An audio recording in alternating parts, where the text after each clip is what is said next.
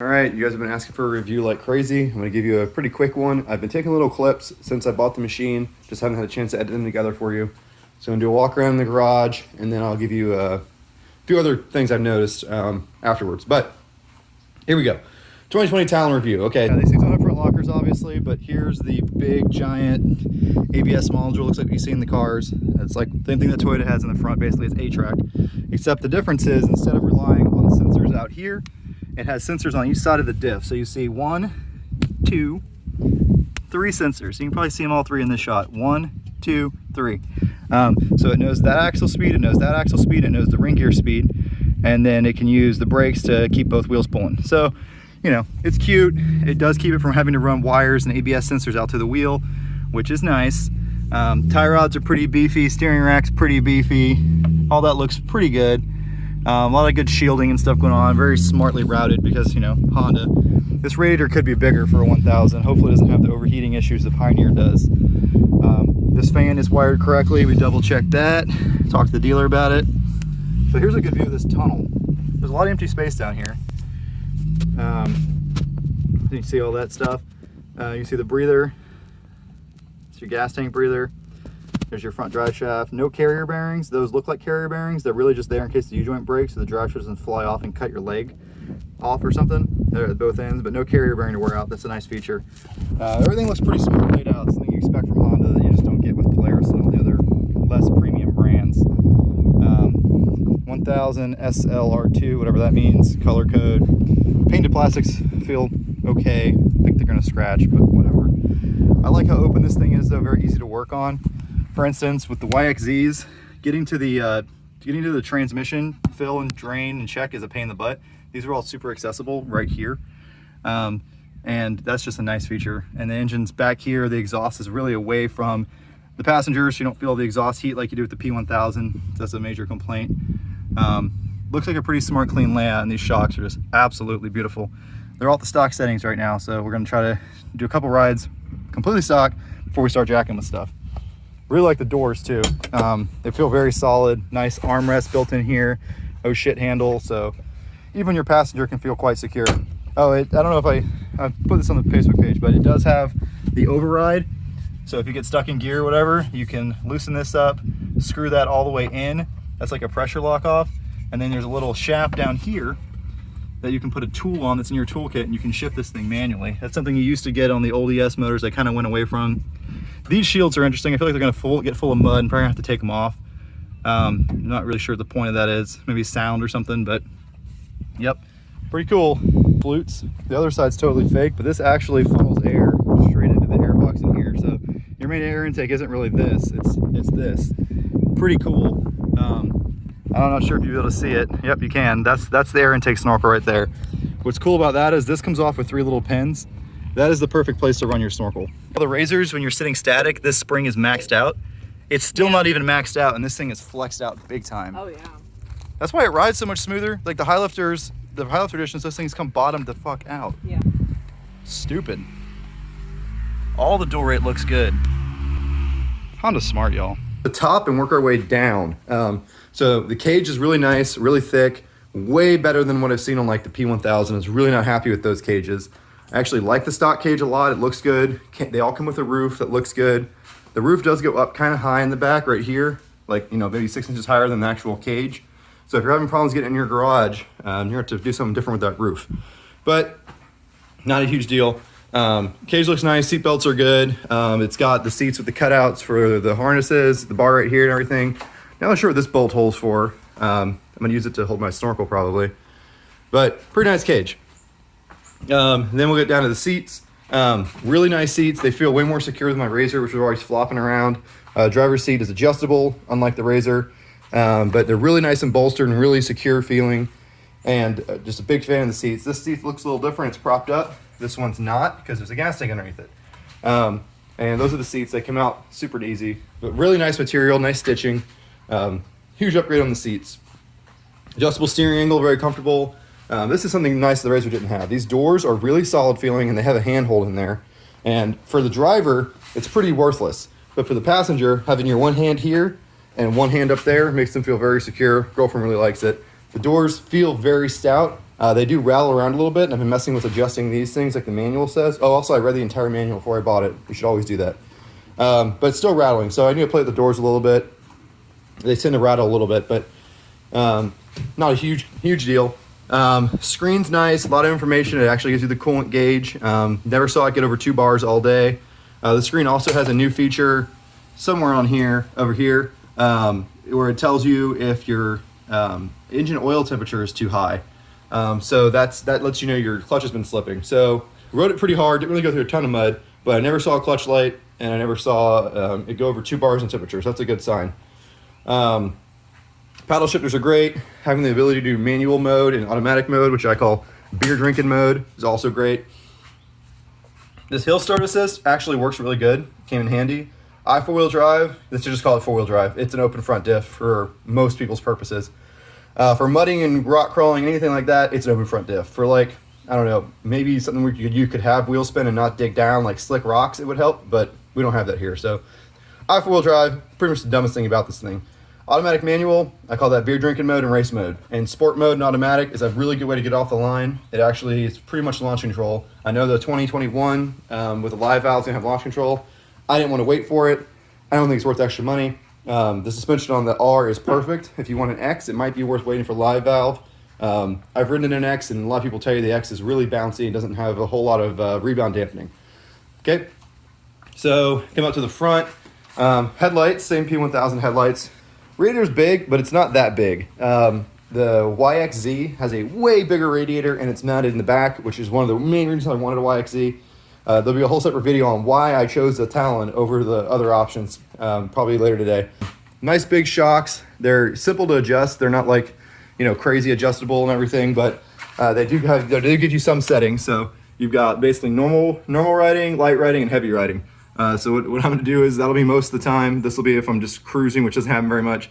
And once I put the portals on, you go to 3 to help it with some more dampening. Super 8 TV does like they're gonna release 8-inch portals for this, which is dumb, right? To add 60 pounds unspring weight to each wheel on something that's tuned for this kind of handling. But, you know, for what we do, definitely gonna do it, at least for a little while, just try it out. But everything looks really nice and bolstered, and the frame's nice, and very heavy duty looking, especially compared to the X3 where all the frame mounts are cantilevered and looks flimsy and everyone's got to put all these different braces and stuff. I think this thing's going to require a lot less additional bracing than those models do in particular. So axles, they're not double plunging, but I'll have some videos in there. I'll show you how far they droop down. It has some massive down travel, and Honda got their geometry so perfect it did not need to do double plunging. As you can see, big bolts on the frame, not the little 10mm bolts you get on like the T-Rexes and stuff like that. This thing's very, very solidly built. Come around the passenger side, there's your toolkit. There is a tool to manually shift the transmission, by the way. One problem I've had so far, so I'll do the problems at the end, but it didn't shift very well. In the lower and reverse, it had a lot of grinding and clacking, and it wasn't fully engaging. And that was because the free throw on the shifter was adjusted wrong. So you get nuts right here for your shift adjustment. This tunnel comes off with a couple snaps. But you should have the same forward and back right here. You can see it, and if you look up in the manual, and it was adjusted too far forward, so it wasn't fully putting it into reverse and low. So adjusted that, should be fine, but I also ordered an aftermarket shift gate, which allows you to go straight from reverse to low and straight from high to low, or excuse me, low to reverse and high to reverse. Just for like mudding and doing technical stuff, you're always gonna be in low and reverse, and for going faster, you're always gonna be in high and reverse. So there's like a $50 upgraded shift plate out there that also gives you a little longer throw and helps it engage. So I got that. This would be your intake, your air intake right here and right here. I've got it all pulled apart for the snorkel, so I got some plastics off. I'm doing a really cool snorkel. You guys will like to see that hopefully tomorrow. Coming around to the bed. Bed's nice, 4 tie downs. It's not huge.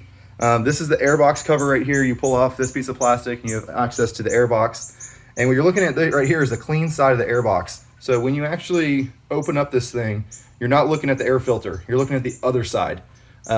So it's real big, nice gasket, a lot of metal snaps, these clamps to hold it in place. And then you look in there, that's straight into the engine, right? Very high performance air intake design. The only thing I don't like about it is, you know, if water were to get past this seal, it's not like it's going to go into the dirty side of the airbox. It's going into the clean side of the airbox, so that's concerning. There's your oil fill, but, you know, overall very laid out, nicely, very exposed, very easy to work on, very to access anything you need to access. So we'll come over to here before we do the engine and transmission. There's your computer. I think it's your power steering module. Most of your wiring's under the driver's seat. It did have this rubber flap over all of it, and I took it off to let it dry out because you're going to trap moisture down there. That's not a good thing. So I'm probably going to put the rubber flap back in, but I'm going to trim it to so we don't see all that stuff looking from the seats on. But it'll also let it dry out. You don't want to trap moisture anywhere near electronics. This right here just pops off. There's your relays and your fuse box between the seats. It's like everything about it is really well thought out, easy to get to, which is the exact opposite experience with the Can-Am or Polaris. For instance, with the Mavic Trail, you know, the oil filter's way up here next to the gas tank. You can't get to it. All right, so engine. The engine is massive and beautiful. So this one has the exact same crank and pistons out of a CRF 1000L Africa Twin motor, and it revs really good. I feel it is kind of restricted because of EPA and all that crap. Obviously, there's the catalytic converter and the rev limiter set kind of low and all that stuff. So eventually, I'll probably end up doing a tune and an exhaust just to get rid of the cat and get an extra 10 ponies out of this thing probably. They have an engine oil filter here, and you have a DCT oil filter here. Again, extremely easy to access and well laid out. You can get to the whole motor without pulling any plastics, and I love that. I completely adore that. The engine's great. I think the power it makes and the way it revs, but because it's a 2-cylinder, it still has a little more torque off the line than like the naturally aspirated X3s and like the YXZ and stuff like that. I think it's a really good power plant for this. It's actually better than I expected. Having driven P1000s, I wasn't too impressed, but this is a totally different, you know, animal, even though it's based on the same engine. So there's your sub-trans, and you can see that it comes out of the sub-trans, straight shaft into the rear diff, no U-joints. I love when Honda minimizes U-joints, especially in the rear driveline. It's just more reliable, simpler, and everything. Nice boots to keep mud out of the splines, something you don't get on Polaris. They don't give a shit. Splines are exposed, designed to wear out. Everything on this thing looks Honda. These joints, yeah, they're actually they're not just like rubber bushings. They're actual like kind of like a Heim joint, but there's rubber boots on them, so they'll last a long time and keep mud out. Everything is super well thought out. You come up here to the sub-trans. It's got its own oil fill and vent. You can look up there. You can see the drive shaft. So it is an exposed U-joint, but there's no carrier bearings. It just has a loop around both ends to kind of, for safety, I guess, if it does come apart, it won't like kill you. But there's no carrier bearing, which is nice. And the splines are sealed, which is also nice. They're not just exposed. But I wish it had a boot over it like most Honda U-joints. So there's into the air box on the dirty side. Still looks pretty good in there. That's where my snorkel's gonna go in. There's your seat belt. You can see all this because this one covers off. All right, now shocks. This is why you get the R, 2.5-inch shocks. They have superior dampening. This thing is rear heavy. I didn't like that. I kind of wanted a mid-engine design. Not a whole lot of options out there for that. All the weight's on the back. So you've got stiffer rear springs and stiffer compression rebound dampening in the rear, which is fine, right? You know, we kind of wanted something that would jump a little better. This thing kind of lawn darts because it's aft heavy, and I'll send some really short jumps, but Honda's got it tuned perfect. And the one good thing about the engine being back here is the heat is away from the passenger compartment. I didn't have any heat issues sitting up there. It was very comfortable and cool, even on a pretty hot floor today in the front of this, because all the heat's back here and the exhaust heat can just flow right out the back. Unlike this thing where the heat's kind of trapped between your rear passengers or the Pioneer 1000, no heat issues whatsoever on this thing. So that's a real big plus. Sway bar, it's not like an overly huge sway bar, but it's enough, but it still flexes pretty good. Wheels, the rear wheels have more offset than the front wheels. It's pretty obvious if you look at them. So I ordered a 6+1 and a 5+2 HG9 beadlock. They'll be here today for the wheels. That's going to make it a little bit skinnier in the back than the front because it's really between a 5+2, 4+3. But I'd rather go with that and run a spacer maybe than have it too wide and, you know, have issues with that. I always want to go skinnier and add a spacer. And everyone's scared of spacers, but if you're not a moron, they work great. This rear suspension is called a 4+ link suspension. It's an amazing piece of geometry math stuff. I mean, it is really smart how they did this. Some people say that this being cantilevered is kind of weird to have a brace that goes from here to here. Probably not necessary. But it flexes really well. I thought it was goofy looking with this ball joint thing down here because it makes this arm hang down lower, right? If it bolted right up here, like a standard trailing arm, this arm wouldn't be dragging. But Honda did it the way they did it because it flexes extremely well and it maintains the geometry throughout the full range of travel and is extremely comfortable.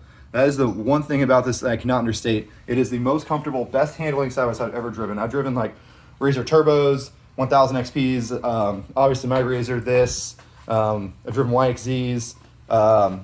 This thing's suspension blows them all out of the water. The only thing I think it compares to is the Can-Am X3, but we'll do that whole comparison thing later. But the suspension is top notch, top notch. You might recognize this as a tie rod off a Honda four-wheeler, and that's because it is. But yeah, so crazy looking suspension with all this linkage that goes up here and all that stuff. And everyone's like, what's this link for? Why do you need this? Well, because the lower control arm doesn't rigidly mount to the knuckle, like the X, this whole thing would pivot if it wasn't for that link. So that top link is actually it keeps it rigid. So it's still definitely necessary, but it is funny looking. So yeah, there's that. The front suspension, same thing. It's a lot more conventional, right? Just a dual A-arm setup with, another big 2.5-inch shock. Beautiful. One thing my buddy was pointing out to me yesterday was that these ball joints are kind of funny. This ball joint's in the arm, this ball joint's in the knuckle. And that's something Honda's done on four-wheelers for a long time and stuff like that. The problem with that is, when you do portals, it's hard to get an aftermarket ball joint down in here because you've got to install it on the portal bracket. So I'm sure Keller will make them eventually. These ball joints look pretty massive and awesome already. I'm not too worried about them. However, Honda should have given us a front locker because then you have the best of both worlds. You can run high speed and four-wheel drive, and then you want to go a little low speed, you lock the front diff. They're trying to make it user-friendly, make it automatic like Polaris does, because most people that drive by side-by-sides, no offense to any of you guys, but most people that buy side-by-sides don't know how to drive. And if you're offended by that, too bad, but it's an accurate statement. They sell tons and tons and tons of these things, and not all of you are race car drivers or have a lot of experience with motorcycles or anything else. So they're trying to make it to where you can engage it easily and make it user-friendly and make it idiot-proof, quite frankly. If you give someone a locker, they're going to engage it at the wrong time, they're going to break stuff. YXZ people completely destroy the spider gears. Probably not because it's designed wrong, probably because people are idiots and they're not using it properly. That's why Polaris gives you their automatic all-wheel drive system. It's to make it idiot-proof. Now, the Yamaha still gives you a real locker, and that's one of the main reasons I got the Wolverine, because that real locker is awesome. It's going to go on the 28-inch Aztecs today, if I get around to mounting them up. All my other wheels came in finally. Probably going to put this on 32 Aztecs for now, on the 14-inch wheels. They're a light tire, and they spin pretty easy, so I don't think it's going to be too bad. I could put it on the 30s, but I'm too lazy to just mount them off the 300 wheels. I think 30s would be probably the best. But, I'm going to go lazy and put the 32s on because they're not mad. There's your battery compartment right here behind your driver's shock. Some more wiring in there and up nice and high. People asked if I was worried about the computer down there. I'm really not. I've never had that issue with the Rubicons. Honda's connectors are very sealed. And plus on 8-inch portals and 35s, that's not going to go under very much anyways. Super 8 TV released, not really released, but they posted a picture of this on 8-inch portals when they were advertising their new tires. So we know they make it, and we know they made them. It's just probably still in testing and tweaking, but we'll get them eventually, and it will be glorious. One thing, another criticism I have of it is that it's kind of off balance. So if you look at the way the motor's centered, the motor's over here, pretty far this way. And that's in order to get the diff to line up and everything like that. So the weight's over here because of the motor. Gas tank's over here, which kind of balances it out, but not quite. And then the battery is on this side as well. So if I was Honda, I'd put the battery on that side. I don't know why they did that, maybe to keep away from the exhaust. I'm sure they had a reason, but it's kind of dumb. Because the motor is over here, the battery's over here, and if I'm by myself, the driver's over here. I'm going to do a test, but I bet there's 10% more weight on this wheel than this wheel. I don't know if they accounted for that in the spring rates or the preload adjustment. The preloads look the same. So I'm not really sure what they were thinking there. Seems kind of dumb to me, but it's definitely a little off balance. You don't notice it driving it. I didn't even think about it or notice it until I jacked up on the jack stand and realized that if I put it in the center, it leans over this way farther. So I have to jack it up straight. You have to move your jack a little over to the driver's side. So that's kind of like okay, Honda, I get you're using this Africa Twin engine, which is out of motorcycle, and I get you wanted to have perfectly straight driveline angles, and I appreciate that. But if you're going to make the engine sit over this way, you need to put more weight over that way, like bias the exhaust over that way, and like put the battery on that side. And a couple little things like that would have made more sense to me, I guess. But Honda knows what they're doing. They do their research, and they got it figured out. They got to the bottom of it. All right, now for my big, singular, massive complaint. The sub-transmission is clunky. Yes, it was adjusted here slightly wrong from the factory, whatever. but still, going into low and reverse and getting it to engage smoothly without making any bad noises is about as hard as a razor. Like the old razor with the reverse chain, getting it to grab reverse, you had to kind of go a little past reverse and jiggle it back and stuff. That's how this thing is, and you don't expect that from Honda. And I also haven't had that issue really in the P1000s I've driven.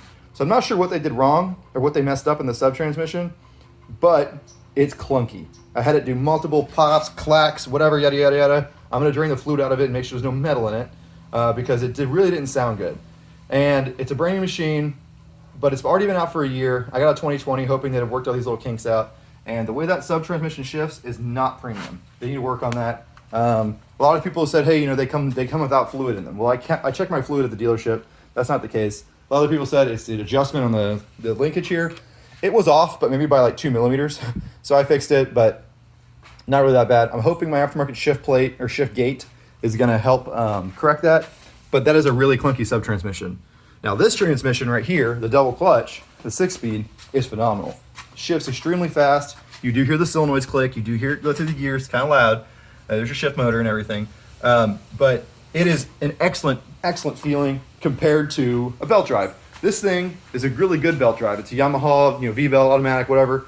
But I have no control of my ratio. So you're just sitting there, wah, driving a lawnmower. This thing is like a cross rocket, banging through gears, coming to a corner, downshift.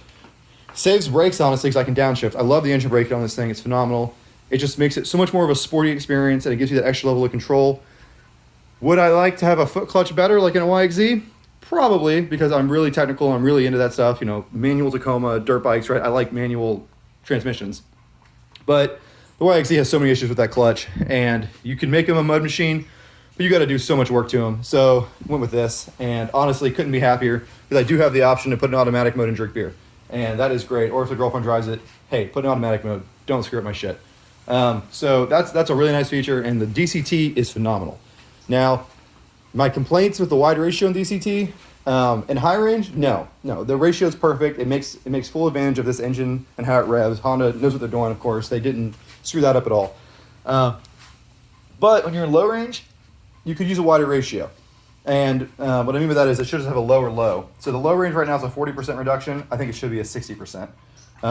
It does feel really torquey on these stock 28s.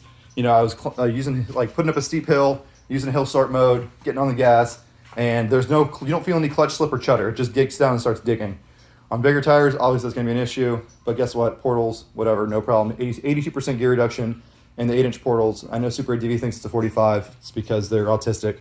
By the way, the new high lifter 6-inch portals with the dual idlers, they're like over 100% reduction. Like the ratio is like 2.4 or 5 or something. It's almost like a 150% reduction or so. They're massively reducted. Anyways, so yeah, portals will fix that. No big deal. Let me know if you have any more questions. If you want, I can probably do a thing where I go live. You can ask me specific questions about it. I've done one hard ride on it, like jumping, donuts, sliding, a little bit of water, mud.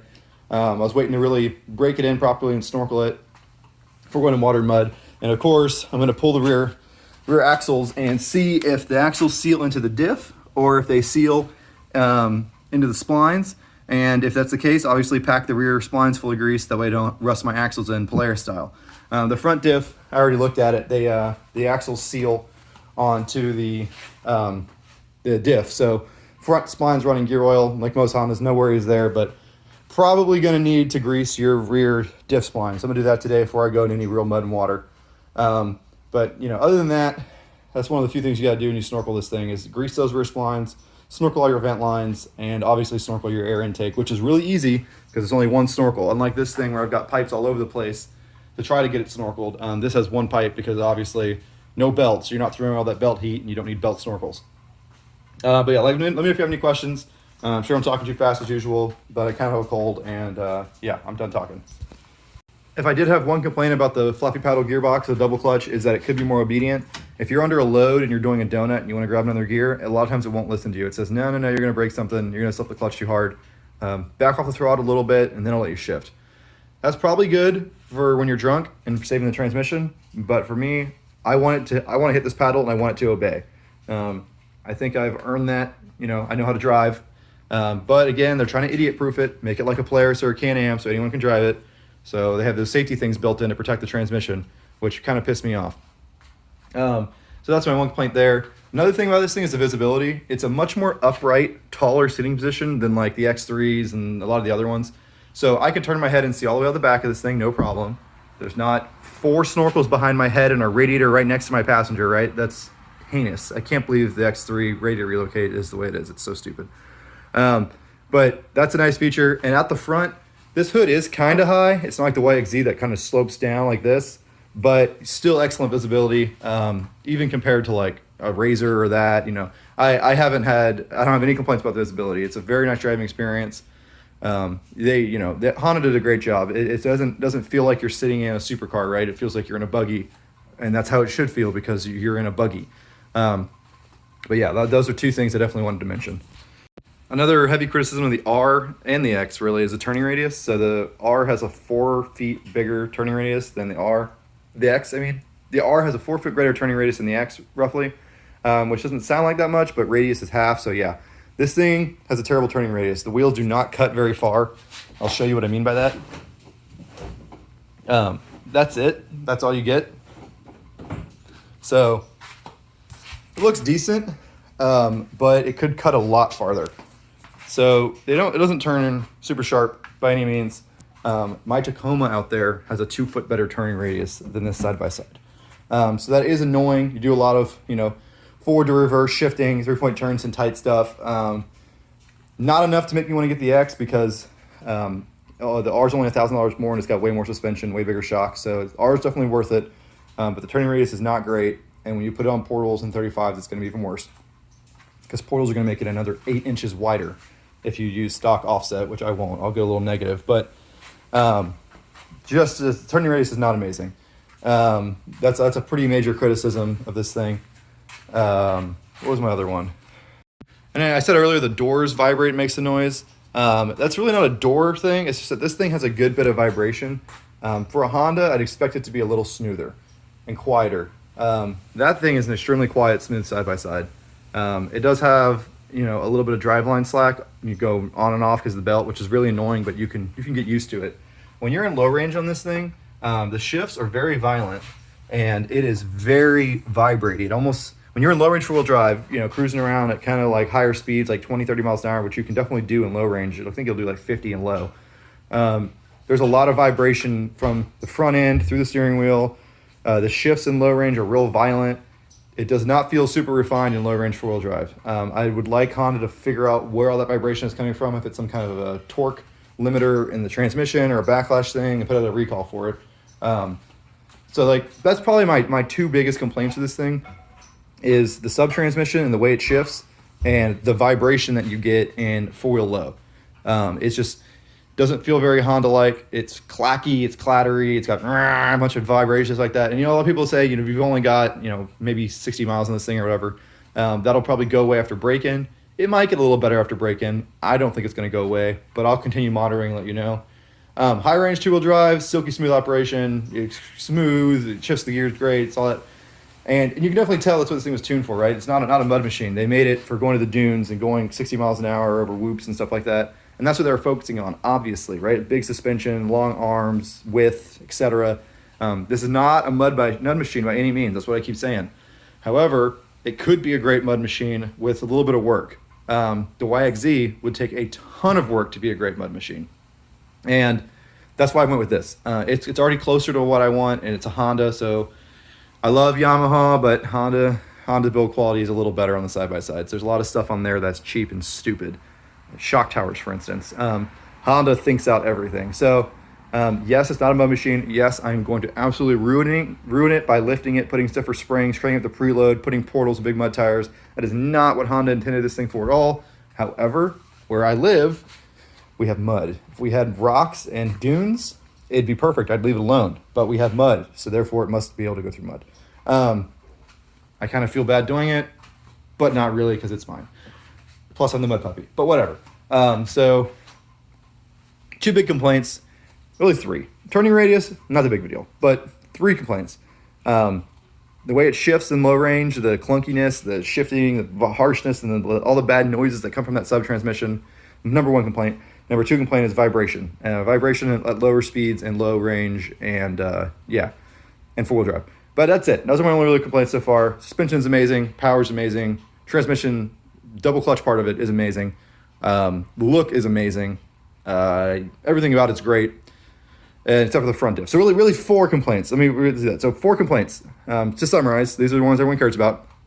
Number 1, the front locker is a joke. Torque locker will make us one. That'll be great. Number 2, vibration in low range 4-wheel drive. A lot of vibration.